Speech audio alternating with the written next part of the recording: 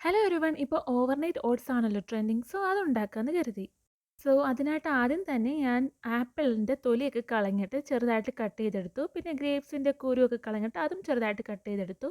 പിന്നെ നമുക്ക് വേണ്ടത് ഓട്സും പാലും ആണ് കേട്ടോ.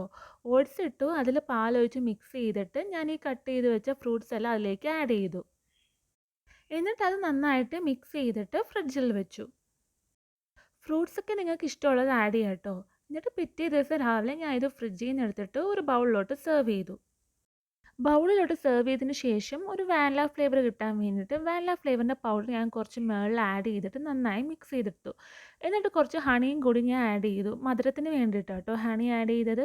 പിന്നെ നിങ്ങളുടെ കയ്യിൽ ഏതൊക്കെ നട്ട്സ് ഉണ്ടോ അതൊക്കെ ആഡ് ചെയ്യാം. ഞാനിവിടെ ആഡ് ചെയ്തത് പീനട്ട്സും ആൽമണ്ടും കാഷ്യൂ നട്ട്സും ആണ് കേട്ടോ. സോ ഇത്രയേ ഉള്ളൂ. So simple overnight oats is ready. And ഇത് ഭയങ്കര ഹെൽത്തി ആണ് കേട്ടോ. എല്ലാവരും ട്രൈ ചെയ്യണം. ഇത് ഞങ്ങളുടെ ബ്രേക്ക്ഫാസ്റ്റ് ആയിരുന്നു.